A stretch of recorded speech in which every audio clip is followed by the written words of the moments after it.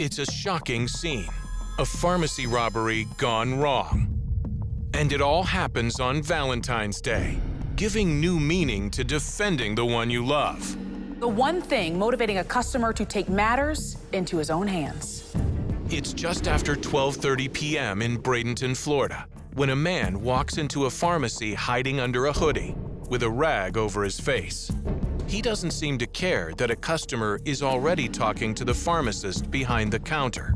He's standing there and starts to commit a robbery of the pharmacy.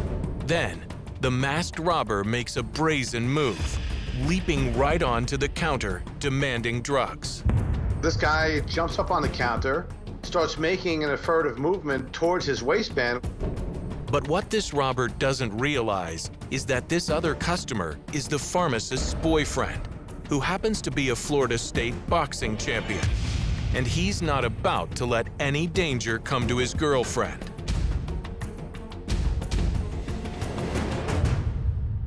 It turns out that this customer is 25-year-old David West, and he's at the pharmacy visiting his girlfriend, Heather Moran. We live right down the road from her work, and it's Valentine's Day, so of course I was like, you know, I'll bring her food. He came in and asked me what I wanted to have for lunch. And then right as I was about to answer him, that the guy came right up behind and got on the counter. It's scary. In just a matter of seconds, a romantic visit has turned into a terrifying situation. When the robber demands drugs, neither Heather or David can believe what's unfolding right in front of them. At first, I thought it was a joke. The guy was like, no, this isn't a joke. Give me all your effing oxycodone. He reached down into his pocket and kind of like made the shape of a gun. And that's when David takes action. I don't think he saw me, but right when I saw him try to reach into his pants, like he was gonna grab a gun or a knife, I knew I had to react. Stood up and I went at him. David said something like, hey man, you don't want to do this. David didn't want to fight, he didn't want to hurt the guy, but he wanted to stop the guy from coming at me. David lurches forcefully at the robber. I didn't jump on him because I didn't know if he had a weapon. So I was gonna try to grab him, subdue him, first and foremost. As the two men wrestle, banging into pharmacy displays, the robber's shirt is pulled right off his back. I had no other choice. I started throwing punches. It was pure instinct. There's no way in hell I'm gonna let him get my girl. This boyfriend, he just takes action and starts to fight with him and takes him to the ground, which is super dangerous. He really doesn't know if this guy's armed or not. But this boxer isn't messing around. His punches are fast and furious. He took like 4 of them, you know, and he was unconscious. I kind of felt sorry for the guy.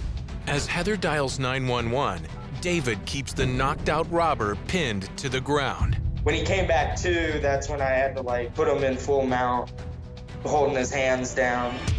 The would-be robber is dazed, and both he and the pharmacy are a mess, as if a full-fledged, hardcore boxing fight has just gone down. There was so much blood on the ground. We later found out that he had a ruptured eardrum, a broken nose, broken facial bones.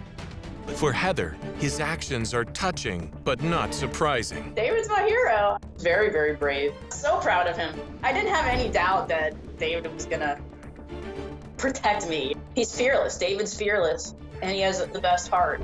This boxer may pack one powerful punch, but his heart takes over when the robber comes to. What he says is unbelievable. This guy just tried to rob a store, and this man's crying to me, like begging for me to let him go. He's like, oh crap, I might never see my daughter again. Oh, I felt bad, you know, I felt extremely bad. Still, David knows he can't just let the robber go. So before police arrive and arrest him, he offers some advice. I told him this is gonna change his life.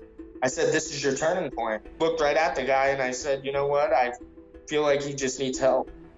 Over the next 4 years, David often wonders if his unsolicited advice sank in. As it turns out, it meant more than he ever imagined. The state of life that I'm in today is due to the time I spent in jail, and I would have died. The irrational lifestyle I was living at that time, I know I would have died. Believe it or not, this is the same man who jumped onto the counter in that hoodie and is seen in this mugshot. Rob, who asked us to use only his first name to protect his family, was charged with attempted robbery. I did 13 months in incarceration, but honestly, I'm grateful. The day he walked into that pharmacy, Rob says he was in a dangerous downward spiral of addiction. I was 26, almost 27 years old. I'd never had a speeding ticket. I'd never been in trouble. I had no criminal record. I was an air conditioning technician. I wasn't a bad guy, but I'd say about 6 months before the incident happened, my dad was ran over by a car. I just fell into a reckless streak, and all of a sudden, I don't know, I woke up one day and I was an addict. And on February 14th, 2016, after his fiancée left him, taking their newborn with her, things hit rock bottom.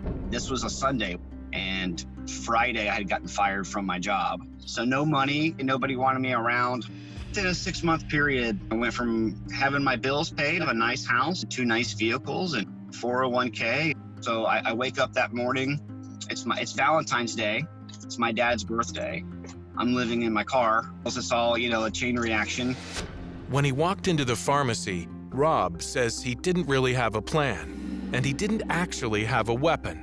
He was just faking it in a desperate attempt to get some drugs he could use and sell. I owed my drug dealer $1,500. I figured if I went and did that, I could have enough to go give him what I owed him and go crawl in a hole somewhere. The fight with David left Rob with a 6-inch scar on his forehead and a ruptured eardrum. But he says even if he was out of it, he was never actually knocked unconscious. He did beat me up, but I didn't get knocked out. All right, I had enough pain medicine and enough opiates in me that you couldn't knock me out. Now, Rob is married to the same woman who left him right before the pharmacy incident, and they have 2 young children. He also owns his own business. His message to David? Sorry I tried to rob your girlfriend on Valentine's Day. I mean, thanks for splitting my head open and rupturing my eardrum, but honestly, I'm grateful. I mean, I really am. It's one of the best things that ever happened to me. I'm happy, He's doing good, and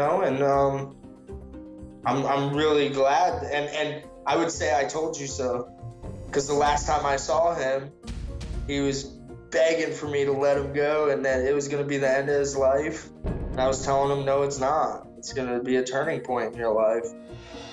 Rob credits David, a rigorous prison reform program, and his faith for making that turning point a reality. It's been a hard road replaying that day. There's so many things that I have today that I couldn't imagine back then that I'm just blessed with by God.